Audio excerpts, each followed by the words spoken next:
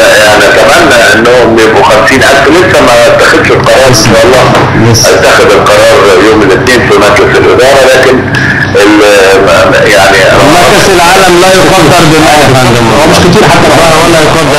الحقيقه الولاد رجاله وعرقوا وكانوا صايمين، وكانوا هناك الاخوه الكويته كانوا اطلقوا عليهم فريق الساجدين، لان كل ما بيجيبوا هدف كانوا بيسجدوا لله سبحانه وتعالى وشكر لله سبحانه وتعالى.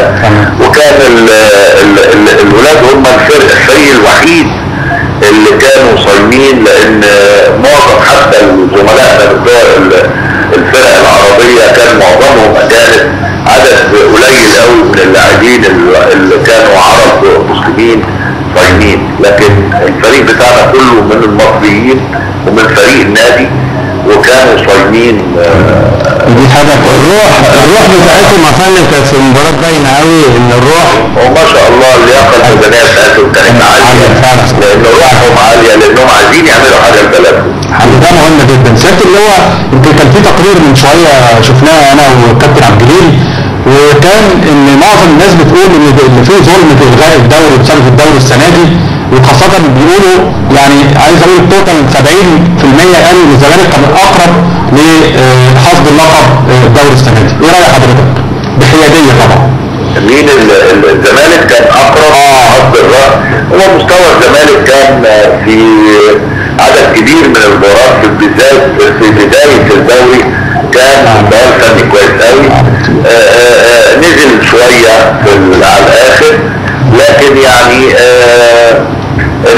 الكوره كوره في النهايه ما تقدرش تجزم بمين اللي هيكسب، لان هو في النهايه كان في دوره رباعيه بتعتمد على مين اللي هيكسب في الدوره الرباعيه. فممكن جدا نادي من النوادي يبقى يعني في مباراه من المباريات ده الجلس بتاعه، فما تقدرش تضمن. لكن طبعا الفرق اللي وصلت كلها فرق تستاهل انها توصل، قدت مباريات جيده، لكن في النهايه للاسف الدوري اتلغى.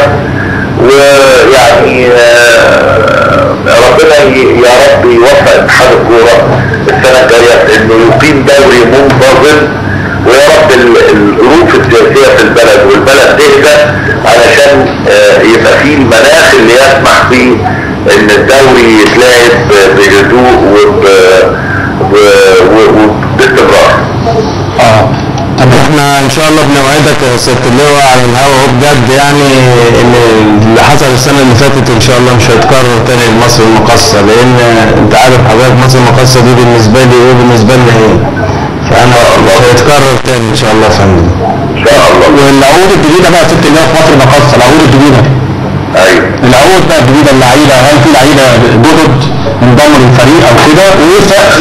وايه السقف اللي عندكم؟ 800,000 احنا سمعنا اتحاد سكندري 800,000. لا يعني ما هو انا مش الارقام، انا الحقيقه ما عنديش فكره عنها، ما اعرفهاش، لان في زملاء ليا مطورين القصه دي مع المديرين الفنيين، الناس الفنيين بتوع الفريق. لكن اعتقد طبعا ان الظروف الماليه اللي موجوده في كل الانديه اللي في مصر، وانا الحقيقه فوجئت بان اللاعبين نفسهم عندهم استعداد يخفضوا العقود بتاعتهم نتيجه الظروف الماليه اللي بتمر بيها البلد كلها. وانا بشكر كل اللاعبين على الهواء على الشعور الطيب ده وعلى حبهم للمكان وحبهم للفريق، واللي خلاهم هم اللي يطلبوا الحقيقه تخفيض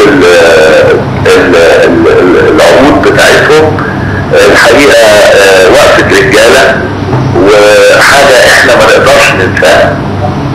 احنا طبعا بنشكر حضرتك على المداخله دي، وبنشكر حضرتك مره ثانيه على فوز فريق مصر المقاصه بمونديال الانديه لاول مره كفريق مصري وعربي، وده انما يدل على مجهود حضرتك وكل الجهاز الفني والاداري. وان شاء الله هنبقى ناخد من حضرتك بقى بعض اللقطات من مباراه مصر المقاصه في المونديال، ونبقى نذاعها عندنا ان شاء الله في استاد العروبه، حاجه تشرفنا. ووعد على الهواء يا ست اللواء اللي انت تكون مع حضرتك معانا في لقاء على الهواء ان شاء الله، بعيد عن الساحل الشمالي بقى. شكرا لك. شكرا يا فندم. شكرا. اتفضل يا فندم. يمكن طبعا كان لسه بنتكلم انا وحضرتك من شويه عن ان احنا نهني سياده اللواء عن فوزه يعني كرئيس لنادي مصر المقاصه، الراجل رئيس مونديال الانديه، وانت لسه حضرتك بتقول لي ده من احسن رؤساء انديه اتعاملت معاهم في حياتك. انا على قد ما كان نفسي يمسك رئيس اتحاد الكوره، على ان ما كانش نفسي عشان ما يسيبش مصر المقاصه، ان ده ست اللي بيبص لبعيد وعنده نظره مستقبليه ممتازه. فعلا من الناس اللي انا بعتبرهم بعد الكابتن صالح سليم في حته رؤساء الانديه. لا دي حاجه انا مايسترو بصراحه. انا والله مش طبعا خلاص انا عارفه والله مش انا كلامي، بس انا قلتها قبل كده كتير، فعلا. ليه؟ اللي انا شفته الراجل ده اولا ما يحبش يقطع حد، ما يحبش الظلم، ما بيحبش حد ياكل حق حد، دايما بيحب لعيبته قوي.